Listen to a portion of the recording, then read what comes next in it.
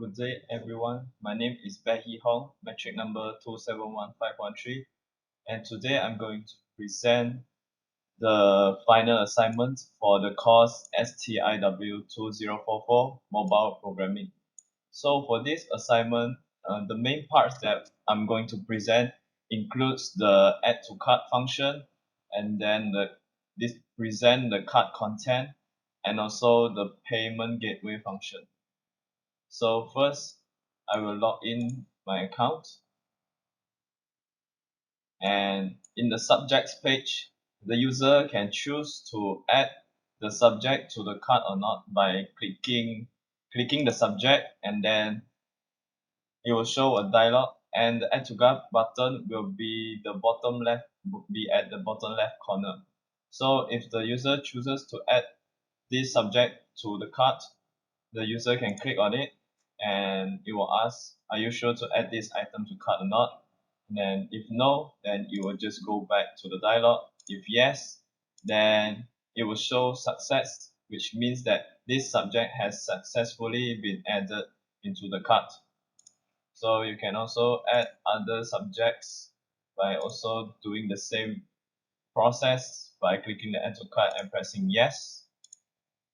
So I will just simply add a few subjects into the cart. So here you will see there are 4 products. This is the cart screen, and you can see that there are 4 products in the cart, and the total price for these 4 products are 720 ringgit. And then the user can increase the value or like delete the subject from the cart by just clicking the plus button here, and then you will see that it will show 8 products in the cart, and it will also show the recent amount of the total products in the cart.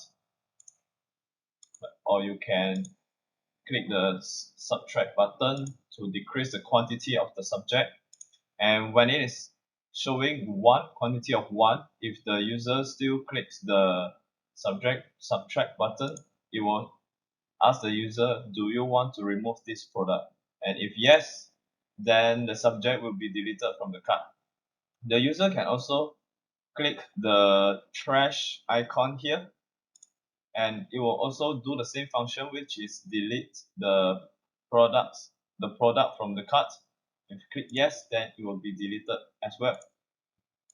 And also if the user chooses to add the same subject over and over again, for example, this subject, web programming advanced, then keeps on adding, and then in the cart screen, you can see that the number here will also increase based on how many times the user add the same subject into the cart by increasing the quantity here. So basically, that's the add to cart function and also the cart screen here. And for the last part is payment gateway. So if the user clicks the checkout button, and then it will show a dialog asking the user, are you sure? And then yes. So it will generate a payment gateway system here that is using Bill Please system, which is using the Bill Please sandbox system, which is a payment simulator, and it is not a official payment gateway system. So here we'll show the bill ID, the date created, and under whose name, the email, the mobile number, and then the total amount the user needs to pay. And then here it will only show bill please, and then understand and accept the terms and conditions and click pay. Once click pay, and then here will show a simulator here. So if the user so to demonstrate this payment gateway on how it works, so let us say that if the payment is successful payment, then it will generate a receipt showing that thank you for your payment, and then your receipt, your ID, paid by who, email, the total amount paid, and payment status will show success, and here we'll write payment completed, return back to the application by pressing the back button on the app taskbar, which is this button. So when you press this, it will bring you back to the cart screen, and then now the cart is empty because all the subjects that are in the cart just now has been paid. So a paid subject won't be in the cart, and then you can add all the subjects that you want to add into the cart.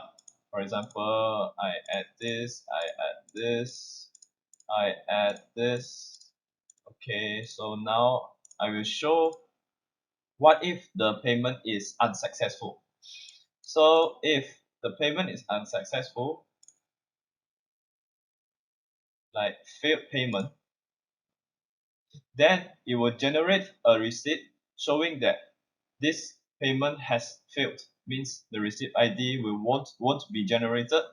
The payment status will show failed, and then below here we'll write payment incomplete and return back to the application by pressing the back button on the app taskbar and perform the payment again.